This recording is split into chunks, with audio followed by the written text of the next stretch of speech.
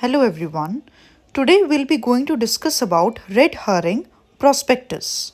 A red herring prospectus that is RHP is a preliminary document जो कि एक company issue करती है इंडिया में when it plans to raise funds, जब वो प्लान करती हैं फंड्स रेज करने के लिए from the public through an initial public offering that is IPO.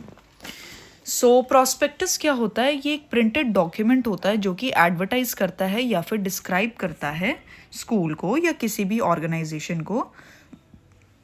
सो जो फंड्स रेज किए जाते हैं वो पब्लिक से रेज किए जाते हैं एक इनिशियल पब्लिक ऑफरिंग के जरिए that is IPO. This prospectus provides important details about the company.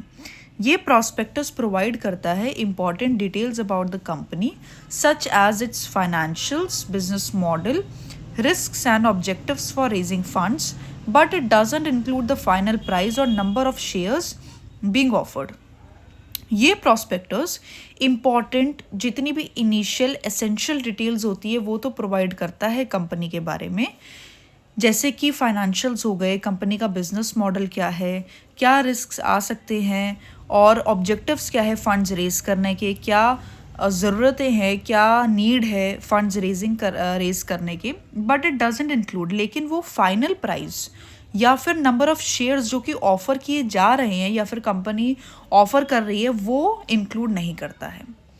RHP that is red hurrying prospectus का पर्पस ये होता है कि जो पोटेंशियल इन्वेस्टर्स हैं उनको इनफ इंफॉर्मेशन मिले, जितनी उनको मिलनी चाहिए उतनी इंफॉर्मेशन उनको सफिशेंट मिले ताकि वो कंपनी को इवैल्यूएट कर पाएँ before the final prospectus.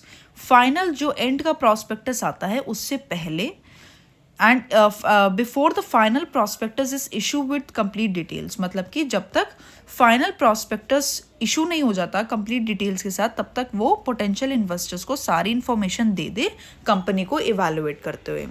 So it's like a draft version of the full prospectus. So ये एक तरीके का ड्राफ्ट वर्जन होता है फुल प्रॉस्पेक्टस का. Now we'll be going to discuss one definition with you, that is what is unincorporated business. Unincorporated business वो business होता है जो कि रजिस्टर नहीं किया गया होता है एज अ लीगल एंटिटी जो कि सेपरेट होती है ओनर से. बिजनेस की अपनी अलग लीगल एंटिटी होती है और ओनर की अलग लीगल एंटिटी होती है. तो जिस बिजनेस में बिजनेस की लीगल एंटिटी अलग नहीं होती है ओनर की एंटिटी से, that is called unincorporated business. और इसका वाइस वर्सा है, अपोजिट है इनकॉर्पोरेटेड बिजनेस. वो बिजनेस होता है जिसमें जो लीगल एंटिटी सेपरेट की गई होती है from the owners legal entity. So this is the opposite one, unincorporated business. Thanks for watching.